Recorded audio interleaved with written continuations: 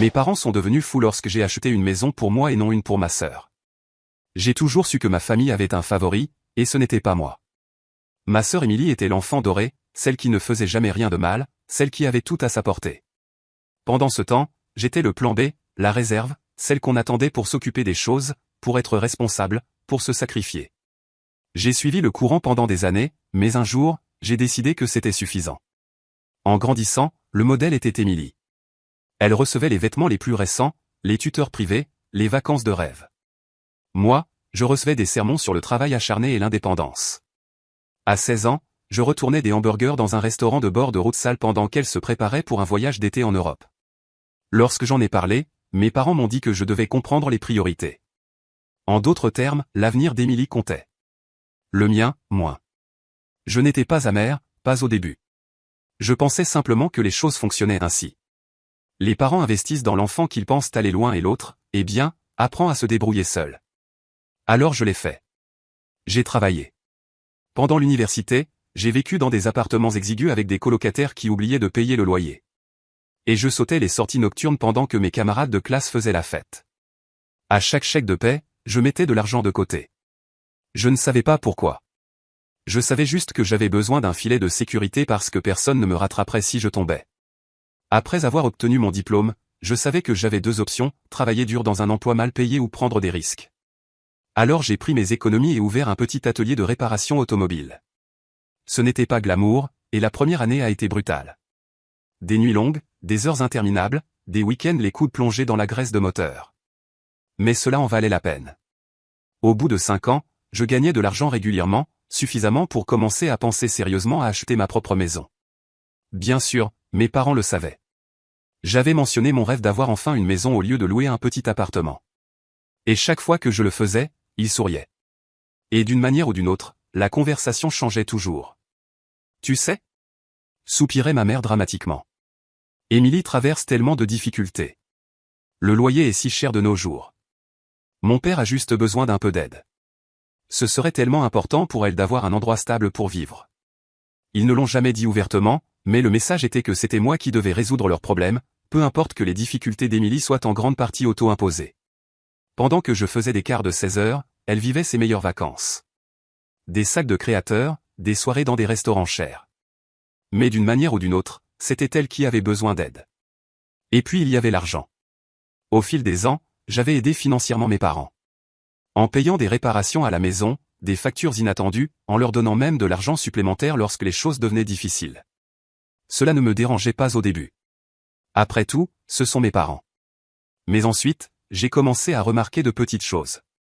Ma mère avait toujours un nouveau sac à main ou mon père avait soudainement une nouvelle montre élégante. Au début, je pensais qu'ils avaient peut-être économisé. Mais ensuite, j'ai réalisé où allait l'argent. À Émilie. Mes parents ne traversaient pas de difficultés.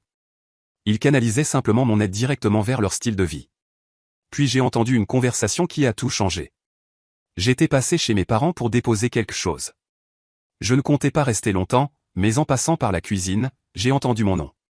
Alors j'ai fait ce que ferait n'importe quelle personne rationnelle.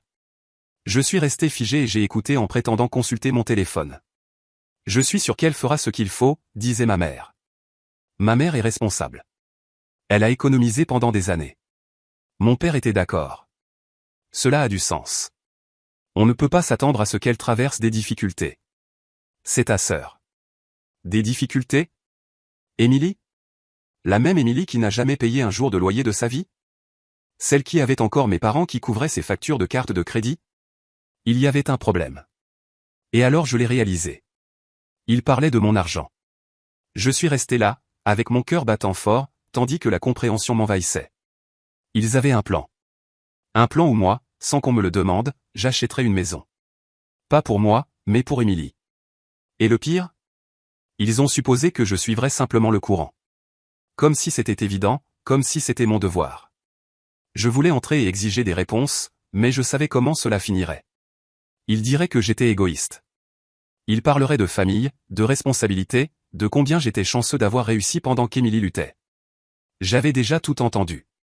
J'avais besoin de réfléchir. Alors je suis parti sans dire un mot. Ce soir-là, je suis resté éveillé, regardant le plafond de mon petit studio avec une lumière clignotante dans la cuisine que je n'avais pas encore réparée.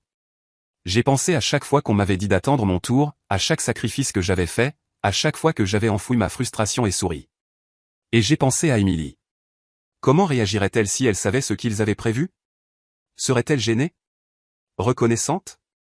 Ou supposerait-elle simplement que c'était son droit? J'ai reçu ma réponse le matin suivant. Émilie m'a appelé sans crier gare, la voix pleine d'émotion. Elle a parlé sans s'arrêter d'une nouvelle maison qu'elle avait trouvée. Elle est parfaite, a-t-elle dit avec enthousiasme. 3 chambres, un jardin. Je peux enfin déménager. J'ai attendu qu'elle dise la partie qui comptait, celle où elle me dirait qu'elle avait un plan pour la payer, mais elle ne l'a pas fait parce qu'elle n'en avait pas besoin. Dans son esprit, c'était déjà réglé. Mes parents s'en étaient assurés. Elle a même eu l'audace de mentionner que je pourrais dormir dans la chambre d'amis si un jour j'avais besoin d'un endroit où rester. C'est là que j'ai su que je ne suivrais plus le courant. Le lendemain, j'ai fait exactement ce qu'ils attendaient de moi, j'ai acheté une maison. Sauf que ce n'était pas celle qu'ils avaient en tête. Je n'ai rien dit à personne. Pas de grandes annonces, pas d'explications. J'ai trouvé un endroit que j'aimais, déposé la compte et signé les papiers. Elle n'était pas énorme, mais elle était à moi. La première chose dans ma vie qui m'appartenait véritablement. Je pensais que j'avais le temps avant que ma famille ne le découvre.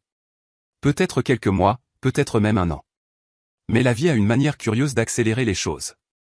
J'étais en train d'installer ma nouvelle cuisine, en retirant ces autocollants ridicules vivre, rire, aimer que le propriétaire précédent avait laissé, quand mon téléphone a commencé à exploser. Appels manqués, messages, ma mère, mon père, Émilie, même des parents éloignés avec qui je n'avais pas parlé depuis des années. Et puis j'ai vu le message texte qui m'a glacé le sang, pourquoi? On a appris par l'agent immobilier que tu as acheté une maison. Je n'avais aucune idée de comment il l'avait découvert. Peut-être que l'agent en a parlé à quelqu'un. Peut-être qu'Émilie avait regardé les mêmes propriétés. Peu importe. Ce qui comptait, c'est que j'avais fait mon mouvement. Et maintenant, la véritable bataille était sur le point de commencer. Au moment où ce message est apparu sur mon écran, j'ai su que ma phase tranquille d'inauguration de maison était officiellement terminée. Mon téléphone ne cessait de sonner. Appels, messages, certains en colère, d'autres inquiets, tous avec la même trahison. Je les ai ignorés. Si je répondais maintenant, je me retrouverais entraîné dans une conversation où ils déformeraient tout pour me rendre responsable. J'ai donc continué à installer ma maison. L'ancien propriétaire avait laissé du papier peint horrible dans le salon. Et si je devais faire face à quelque chose de stressant aujourd'hui, ce serait ça. Alors la sonnette a retenti. Je savais déjà qui c'était. Je pouvais le sentir dans mes os. Quand j'ai ouvert la porte, mes parents étaient là, avec l'air moins de parents aimants et plus de cadres prêts à discuter de mon manquement au contrat. Le visage de ma mère était un mélange de déception et de douleur, le genre de regard réservé à quand j'oubliais d'appeler à la maison. Mon père avait les bras croisés, comme s'il était sur le point de négocier une acquisition hostile. Avant même qu'il ne puisse entrer, je me suis préparé. Les 20 minutes suivantes ont été exactement ce que l'on attendait, des accusations de culpabilité. Tout le discours sur « nous sommes une famille ». Ma mère a parlé de comment Émilie était inconsolable et ne savait pas où elle vivrait maintenant. Mon père a clairement dit qu'il comptait sur moi pour faire ce qui était juste. Et mon préféré le rappel de qu'après tout ce qu'ils avaient fait pour moi, c'était ainsi que je les payais. Tout ce qu'ils avaient fait pour moi. Je leur ai dit que je réfléchirais. Pas parce que je voulais vraiment y réfléchir, mais parce que je voulais qu'ils quittent ma maison. Ils sont partis avec un air de victoire, comme s'ils m'avaient mis au pied du mur pour que je me soumette. J'ai respiré profondément, suis allé dans la cuisine et ai pris une bière dans le frigo. Je me suis assis. J'ai regardé mon téléphone. Plus d'appels manqués, Émilie m'avait enfin envoyé un message et je pouvais deviner ce qu'il disait. Quelque chose sur le fait que je ruinais sa vie. Quelque chose sur le fait qu'elle comptait sur moi. Je l'ai ouvert et c'est là que j'ai vu quelque chose qui m'a glacé le sang. Un message de Émilie. Mais ce n'était pas pour moi. Elle l'avait accidentellement envoyé dans notre chat familial au lieu d'un accent grave la personne à qui elle parlait. Le message était un plan détaillé sur la façon dont elle et mes parents allaient me briser. Comment ils allaient mettre la pression jusqu'à ce que je cède et leur donne la maison.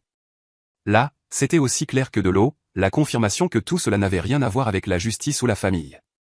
C'était une manœuvre coordonnée et je n'étais qu'un idiot censé céder. J'ai fait une capture d'écran, l'ai enregistrée et je suis resté assis là pendant 1 minute. Pour la première fois depuis des années, j'ai ressenti quelque chose changer.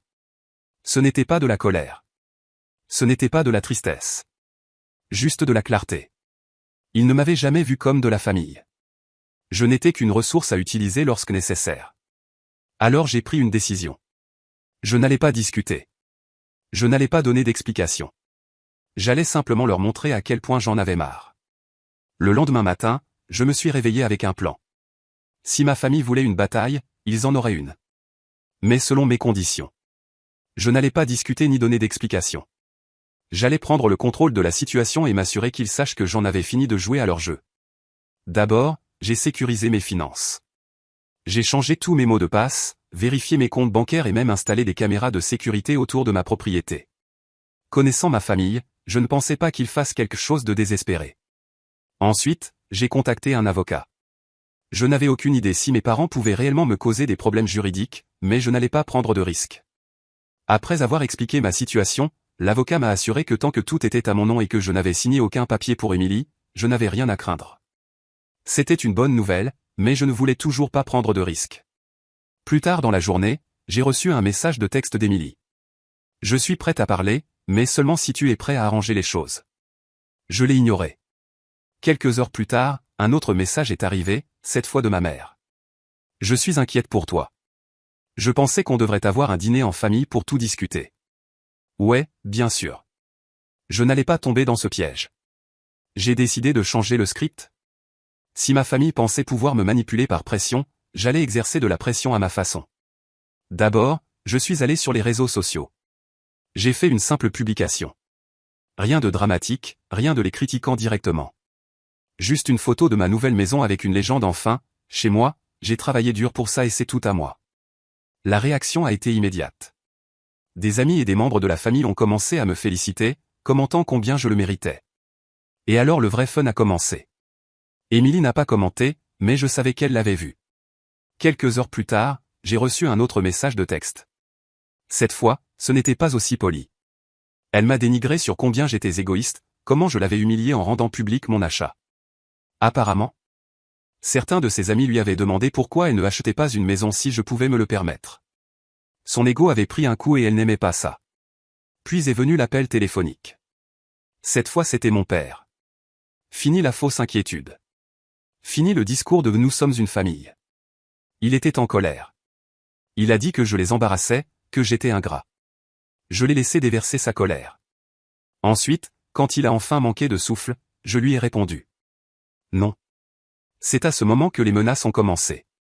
Si tu ne fais pas ce qu'il faut, tu peux oublier d'être le bienvenu chez nous. Encore une fois, ma réponse m'a semblé être une situation où tout le monde gagne. Pour la première fois de ma vie, je ne me suis pas senti coupable de tenir ma position. Je ne sentais pas que je leur devais quoi que ce soit, car la vérité était que je ne leur devais rien. J'ai bloqué le numéro d'Émilie. J'ai mis en sourdine les appels de mes parents. Ensuite, j'ai commandé à emporter de mon restaurant de barbecue préféré. J'ai ouvert une bière fraîche et je me suis assis sur ma nouvelle véranda, regardant le coucher du soleil sur ma propriété durement gagnée. Pour la première fois de ma vie, j'étais véritablement libre. Le silence n'a pas duré longtemps. Le matin suivant, ma boîte de réception était inondée de encore plus de messages. Émilie était en mode crise totale. Mes parents avaient commencé à gérer les dégâts.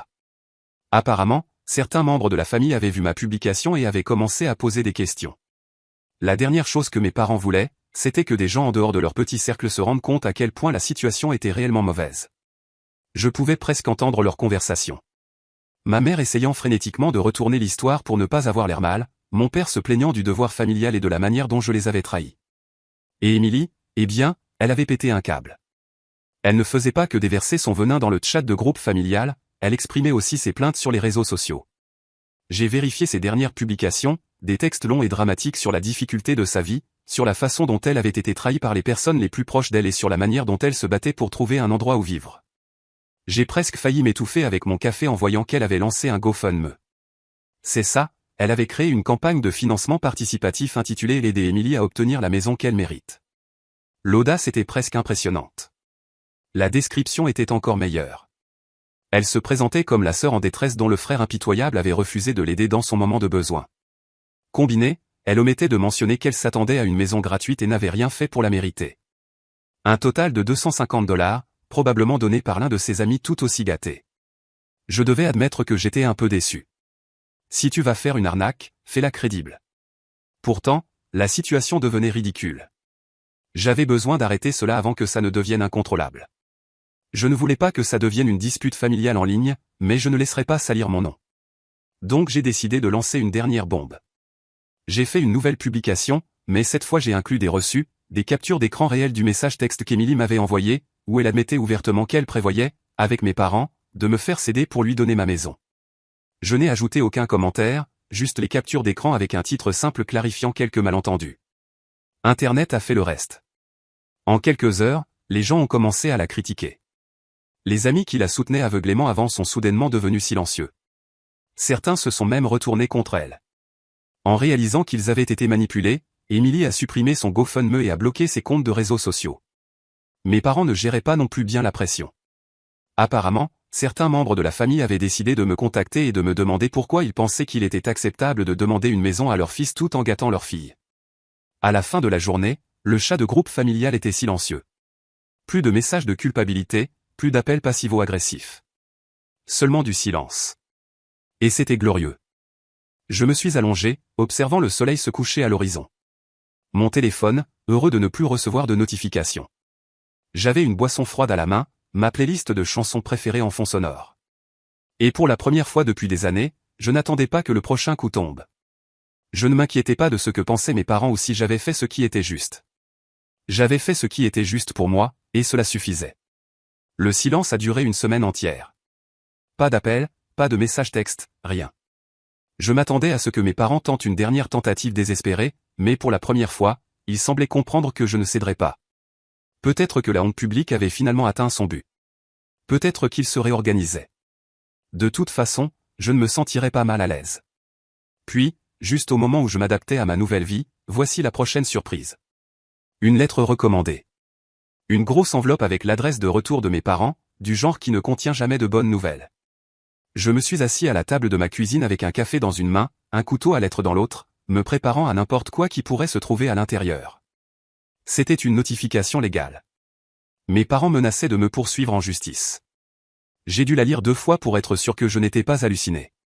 Selon le document, ils prétendaient que je les avais trompés en leur faisant croire que j'achetais la maison pour le bien de la famille et que je m'étais enrichi injustement à leurs dépens.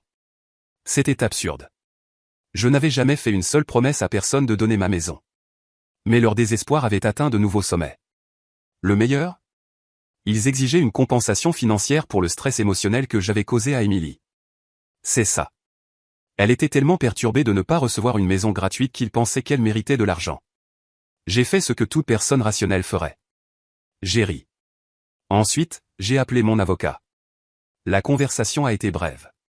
Mon avocat n'a même pas pu cacher sa propre amusement lorsqu'il m'a dit que ce cas n'avait absolument aucune chance de tenir en justice. Dans le meilleur des cas, c'était une tactique de peur. Dans le pire, un dernier effort désespéré pour me manipuler afin que je cède. Quoi qu'il en soit, je n'étais pas inquiet, mais je n'allais pas laisser passer ça. S'il voulait intensifier les choses, je les intensifierais aussi. J'ai fait quelques appels de plus. Un à ma banque, juste pour vérifier 3 fois que tout était verrouillé. Un autre à un serrurier pour renforcer la sécurité de ma maison. Puis, j'ai fait ce que je savais qui les mettrait aux limites, j'ai envoyé à mes parents une lettre recommandée en retour, leur informant que tout harcèlement supplémentaire entraînerait des actions légales. 2 jours plus tard, les appels téléphoniques ont recommencé. D'abord ma mère, ensuite mon père, puis Émilie. Je les ai tous ignorés. Ils ont laissé des messages vocaux, certains s'excusant, d'autres essayant encore de me culpabiliser. Celui de ma mère a été le meilleur. Elle est passée des sanglots à la colère dans un seul message, exigeant de savoir comment je pouvais tourner le dos à ma propre famille pour quelque chose d'aussi insignifiant qu'une maison. Insignifiant ? L'ironie m'a presque écrasé. Si c'était si insignifiant, pourquoi était-il prêt à aller en justice pour ça ? Enfin, le 3e jour, j'ai répondu. Quand mon père a appelé, il a sauté les politesses et est allé droit au but. Ils abandonneraient tout si je donnais juste ma maison à Émilie. Je lui ai dit qu'il n'y avait rien à résoudre. Cela a été la goutte d'eau. Il a explosé, déversant son venin sur comment j'étais égoïste, comment je les avais trahis, comment aucun de ses enfants ne traiterait sa famille ainsi. C'était le genre de discours que j'avais entendu une 12aine de fois avant. Mais cette fois, je n'ai rien ressenti. Je l'ai laissé parler. Puis, quand il a enfin manqué de souffle, je lui ai répondu. Je n'ai plus rien à dire. Je vous souhaite le meilleur. J'espère que vous avancerez. Et j'ai raccroché. Et c'était fini. Les menaces légales se sont arrêtées. La culpabilité a disparu. Mes parents ont finalement compris que je ne céderais pas. Et Émilie, eh bien, est restée silencieuse. Ou elle a compris qu'elle n'obtiendrait rien de moi. où elle a trouvé une nouvelle victime à exploiter. Pour la première fois de ma vie, je me suis senti libre. Plus de manipulation, plus d'obligation. Juste moi. Ma maison, mon futur, m'appartenaient enfin, et j'avais gagné. Les premières semaines de liberté ont été une adaptation. J'avais tellement l'habitude d'attendre le prochain coup de manipulation que se réveiller sans craindre un message passif-agressif ou une nouvelle embuscade familiale semblait étrange. Ma maison ressemblait désormais à un chez-moi, pas juste un endroit à défendre. Pour la première fois, je pouvais me concentrer sur moi-même. J'ai adopté une routine stable de me réveiller tôt, aller à la salle de sport, cuisiner des repas vrais au lieu de prendre des fast-foods. Enfin, j'avais le temps et l'énergie pour profiter des petites choses, comme m'asseoir sur ma véranda avec une tasse de café et regarder le monde se réveiller. C'était le genre de paix que je n'avais jamais réalisé avoir besoin. Mais, bien sûr, la paix ne dure jamais éternellement. Un après-midi, pendant que je travaillais de chez moi, j'ai entendu la sonnette. Mon instinct m'a dit exactement qui c'était avant même que je regarde. Effectivement, Émilie était debout sur mon porche, paraissant moins comme la sœur avec qui j'avais grandi et plus comme une vendeuse à domicile. Le dernier jour du trimestre, la confiance autoritaire avait disparu, remplacée par quelque chose qui ressemblait presque à du désespoir. J'ai presque hésité à la laisser entrer. À la place, je suis sorti les bras croisés, attendant le script qu'elle avait préparé. Cela a commencé par une petite conversation gênante, forcée, comme si elle lisait un script mal répété. Puis est venue la vraie raison de sa venue. J'ai réfléchi à tout et j'ai compris que j'avais été un peu injuste. Je ne demande plus une maison, m'a-t-elle assuré, juste un endroit où séjourner. Juste pour un moment. J'ai presque ri. Un moment, bien sûr. Et après ? Je la laisse emménager et soudain je paie ses factures pendant qu'elle se détend sur mon canapé, se plaignant de la façon dont la vie est injuste ? Pas question. J'ai gardé ma réponse simple. Tu as des parents qui se sont sacrifiés pour toi. Pourquoi ne pas rester chez eux ? C'est alors que la véritable vérité a éclaté. Elle n'était plus la bienvenue là-bas. Apparemment, après tout ce qui s'était passé, la réputation de nos parents avait été affectée. Les proches qui soutenaient son comportement ne se sont pas précipités à la soutenir. Même certains amis d'Émilie se sont éloignés. Il s'avère que lorsque vous devenez viral pour avoir essayé de tromper votre propre frère, les gens ne veulent pas être associés à vous. Émilie ne cherchait pas seulement un endroit où vivre, elle cherchait à fuir le désastre qu'elle avait créé. Je n'ai pas mordu à l'hameçon. Je lui ai dit que je n'étais plus intéressé à jouer ce rôle. Pas de rancune. Mais je ne suis pas responsable de résoudre les problèmes que tu as créés. Au moment où ces mots ont quitté ma bouche, son expression a changé. La fausse humilité a disparu, remplacée par la même amertume qu'auparavant. Elle m'a traité d'égoïste, m'a dit que la famille devrait s'entraider. J'ai simplement haussé les épaules. Elle est partie furieuse, faisant une sortie dramatique qui aurait pu fonctionner quand nous étions enfants. Mais tout ce que j'ai ressenti, c'est du soulagement. Quelques jours plus tard, je suis allé au centre commercial pour acheter quelques affaires. En attendant dans la file d'attente d'un café, j'ai entendu une voix familière. C'était Émilie parlant fort à quelqu'un à une table voisine. Je n'essayais pas d'écouter en cachette, mais quand la voix de ta sœur résonne comme un mégaphone, il est difficile de ne pas entendre. Elle se plaignait haut et fort de la dureté de la vie maintenant, de comment elle devait trouver un vrai travail, un travail comme une personne normale. Elle a continué à parler de la fatigue, de comment elle ne pouvait pas croire que les gens faisaient cela tous les jours. Pendant ce temps, la femme avec qui elle parlait semblait prête à lui rappeler que la majorité de la population faisait exactement ça depuis toujours. J'ai mordu ma lèvre pour ne pas rire. C'était trop bon. Au lieu de dire quoi que ce soit, j'ai pris mon café et suis passé à côté de sa table, elle ne m'a même pas remarqué, mais en partant, je n'ai pas pu m'empêcher de sourire. Pour la première fois de ma vie. Où elle a trouvé une nouvelle victime à exploiter. Pour la première fois de ma vie, je me suis senti libre. Plus de manipulation, plus d'obligation. Juste moi. Ma maison, mon futur, m'appartenaient enfin, et j'avais gagné. Les premières semaines de liberté ont été une adaptation.